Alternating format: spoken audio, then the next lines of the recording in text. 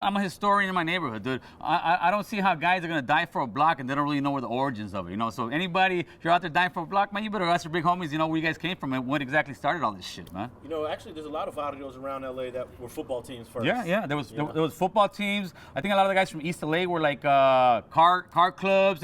Everybody had, and then like in the mid '90s, you started having tagger crews become gangs. So everybody had their own little history on how it came about.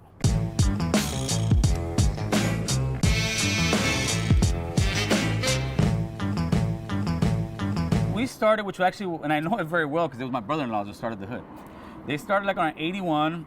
They were a football team, man. They were a football team, and we were very close to the guys from Clanton because the guys from Clanton were the older brothers of the hood, right? And we started the football team. By 84, they were all trying to figure out what the name of the gang was because different guys lived on, some lived on Morelia, some lived on Violent, which Violent is funny because Violent is one of our biggest rival sets, right? And one of the guys said we should call ourselves Violent Boys before they started.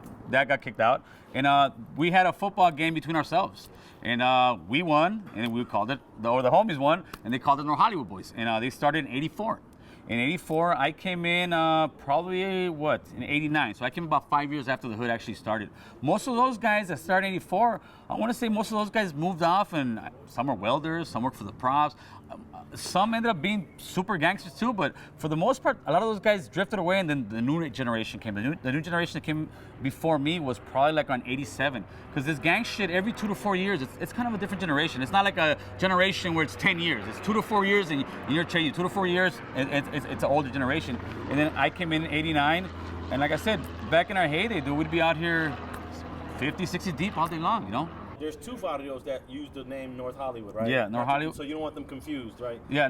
People get them confused a lot? They do. It's the Boys and the Locos, they think we split off. No, the Locos started actually before us. They started like around 75, I want to say. We started around 84, and the reason we had beef with them off the back was because the guys from Clanton, because we had a lot of family members. Sometimes people would think that we were a clique off them. No, it was just we had such family members, and still do. One of my cuñados is from Clanton, so anytime we as the homies have beef, we'll pretty much squash it, get down, do whatever we got to do, and that's it. It won't be no gunplay, which is good, because nowadays, before when I was going, you had so many sets fighting, but you had sets that you get along with. Nowadays, you go on YouTube, everybody's everybody killer. We don't get along with nobody. No, to me, nobody gets along with anybody, but then again, you see them together all the time. Social media is driving everything, but there's a good part of it, there's a bad part of it. The good part of it, I believe, is that it's made our neighborhood so much smaller. Now we know it's made the world so much smaller. We all know we are sharing the same struggle, man. We all know we're going through the same shit. And that'll make it so we can kind of stop killing each other. Hey, dude, these guys are going through the same shit we're going through. We're no different than each other. We used to think we are, but we're not at all, man.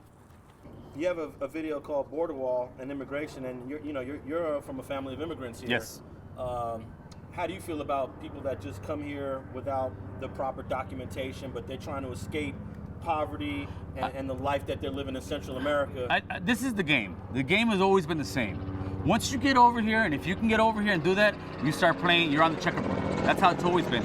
But like on one of my videos, I say, I hear immigration, while I hear this, I hear an opportunity for us to actually make a difference in getting it. We got 11 million illegals over here right now. We're worried about people coming in right now. We have 11 million here now. This fool's gonna get the money anyways. It's time for Democrats to negotiate and say, you know what? You want the money for the border wall? Give us a pathway to amnesty.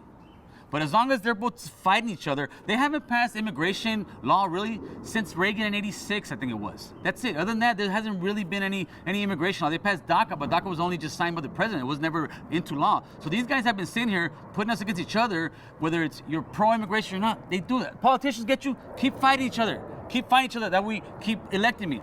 What they need to do is sit down and make a fucking law that closes the border somewhat, and fucking gives these people an opportunity. And I'm not saying in 2 years, I'm like a 10-year plan. You come in, you sign up, and in 10 years, if you're sure you're clean, you got the right to fucking get your paperwork, man. In my hood, you had a lot of guys from Central America. You had guys from Mexico. We had Russians. We had Armenians. We had a couple black guys. I mean, we pretty much had it all, dude. It was definitely more Latino, but we had a little bit of melting pot. We were all homies, man. Back then, you didn't really see that color race that much as you do now. This gang shit didn't happen overnight. It took decades to get where we're at. But it's gonna take us decades to get out of where we're at. But if we're not talking about it and we're just still doing the same old bullshit cycle and saying it's all good and it's all gravy, it's not, man. I don't want this for my kids. I don't want this for my grandkids, man. I love my neighborhood, but I don't want them sitting here on the block like that, man. Fuck no, man. I want them to go to school. I want them to fucking be going to the prom instead of fucking going to YA. I want them to fucking be going to college instead of prison, you know? But it's just the realm that we think is normal, that's not normal anymore, guys. And you ask, when you do interviews and you ask guys, hey, would you want this for your kids? 9 times out of 10, they're like, no. But if you don't change for your kids, then you're just talking out of the side of your neck, brother. The key to success is, first off, the guys that keep coming out of prison, they need to step it up for the kids, man.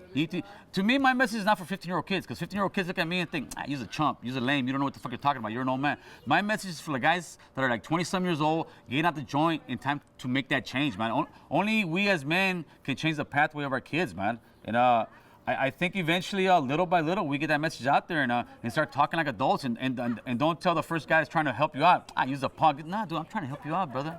You know, that's the message I'm trying to get there, and I think it'll resonate, man. We've been fighting for so many years. What have we have all lost. Every single neighborhood has lost. We haven't gained shit.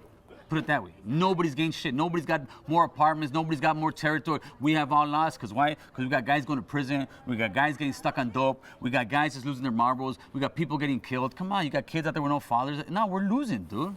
Don't look at these guys. Look at 30, 40-year-old guys these days. They're not around. They're not here. They don't exist, man. Because what happens, these guys are going out of prison.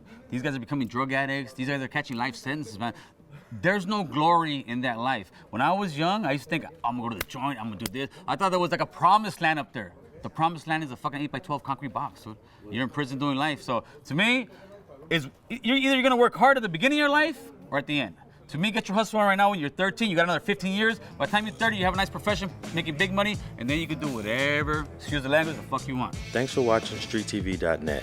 If you're not subscribed, please hit that button below and click the bell to receive alerts and notifications. Like and comment below to give us your feedback, and be sure to watch the 2 related videos to the right. If you want to support this platform or follow us on social media, visit the links in the description and listen to our weekly podcast, The Gangster Chronicles, every Thursday. And thanks for watching StreetTV.net.